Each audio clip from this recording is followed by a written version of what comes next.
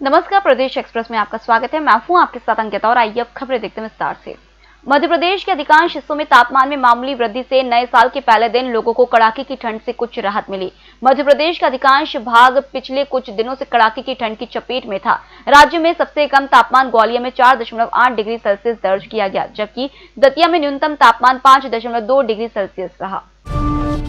राजस्थान के बाद अब मध्य प्रदेश के इंदौर में भी बर्ड फ्लू वायरस की पुष्टि हुई है। इंदौर के डेली कॉलेज परिसर में 3 दिन में 50 कौवों की मौत हुई है। इनमें से 2 में H5N1 एवियन इन्फ्लुएंजा यानी बर्ड फ्लू का वायरस मिला है। कौवों के सैंपल भोपाल में आनंद नगर स्थित high security animal disease laboratory में जांच के लिए भेजे गए थे। दोनों सैंपल एवियन इन्फ्लुएंजा पॉजिटिव मिले हैं।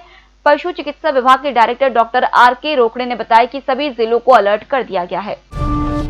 मध्य प्रदेश में स्कूली बच्चे अब भी स्कूल जाने से डर रहे हैं। उन्हें कोरोना का डर सता रहा है। इस संबंध में 9वीं से लेकर 12वीं तक के 1 जनवरी से लेकर 31 दिसंबर तक 2,35,000 से ज्यादा छात्र छात्राओं ने मंडल की हेल्पलाइन पर सवाल पूछे हैं। यही कारण है कि इस बार पिछले साल की तुलना में 1 लाख से ज्यादा छात्रों ने कॉल किए हैं। माध्यमिक शिक्षा मंडल के 18 काउंसलिंग ने रिकॉर्ड कॉल अटेंड किए हैं। इसी दौरान वर्ष 2019 में 1,31,000 छात्र छात्राओं की कॉल आए थे।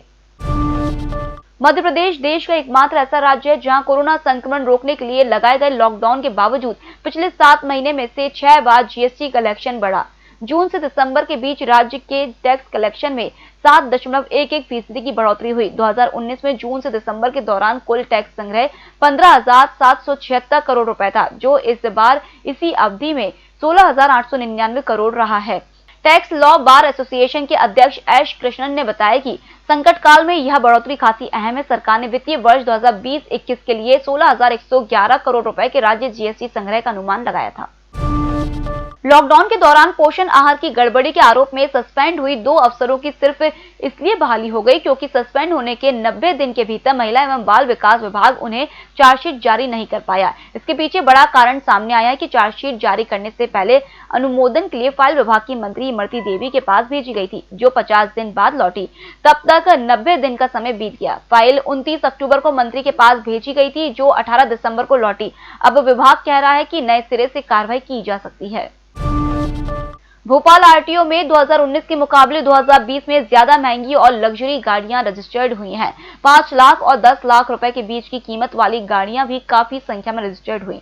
2020 में लंबे लॉकडाउन के बाद भी आरटीओ में 17,855 कारें रजिस्टर्ड की गईं, जबकि पिछले साल का आंकड़ा 21,869 था, यानी 2020 में करीब 3,000 का ही अंतर रहा।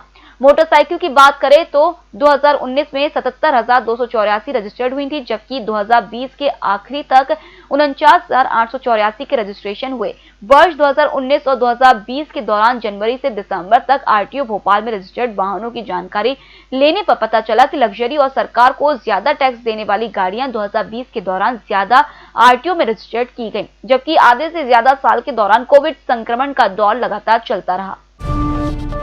साल के पहले दिन प्रदेश के प्रमुख मंदिर और पर्यटन स्थल गुलजार रहे। बड़ी संख्या में लोग परिवार सहित ग्वालियर किले, महेश्वर व अन्य स्थानों पर पहुंचे और सैर सपाटे का लुत्फ उठाया। लोगों ने ऐतिहासिक स्थलों के भ्रमण के साथ नर्मदा में बोटिंग का मजा लिया। उज्जैन के महाकाल मंदिर में शुक्रवार सुबह से रात तक श्रद्धालुओं की कतार लगी रही। देवास स्थित मां चामुंडा टेकरी पर भी श्रद्धालुओं का तांता लगा रहा। नए साल का जश्न मनाने के लिए शुक्रवार को बड़ी संख्या में लोग ऐतिहासिक किले पर पहुंचे।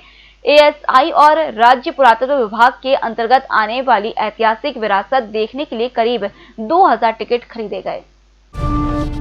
प्रदेश में अगले 2 साल में सोलर एनर्जी से 3600 मेगावाट अतिरिक्त बिजली पैदा होगी।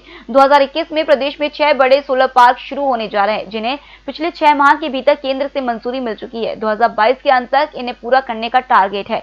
इनमें से 1 सोलर पार्क को एनटीपीसी और 5 को Rewa ultra mega solar limited और solar energy corporation of India संयुक्त रूप से तैयार करेंगे। प्रदेश भर में अभी तक 2400 मेगावाट बिजली सौर ऊर्जा से पैदा हो रही है। इसमें सबसे बड़ा 750 मेगावाट का योगदान रीवा स्थित Rewa ultra mega solar park का है। छिंदवाड़ा अस्पताल में चोरी की अजीबोगरीब घटना सामने आई है। यहाँ बदमाश दिन दहाड़े पीपी किट पहनकर कोविड यूनिट में घुसा और 32 इंच की एलईडी टीवी चुरा ले गया। हैरानी की बात यह है कि दिन दहाड़े हुई इस घटना का पता अस्पताल प्रबंधन को भी 7 दिन बाद लगा। लगता है चोर को संक्रमण का डर था, पकड़े जाने का नहीं।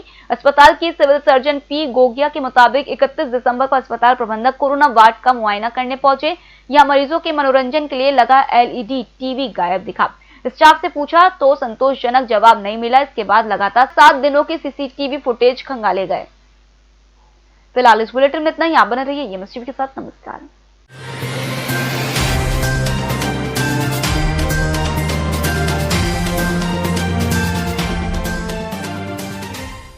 सत्ता के गलियारों से गांव की गलियों तक देखिए हर खबर अपने मोबाइल पर। डाउनलोड कीजिए EMS न्यूज ऐप।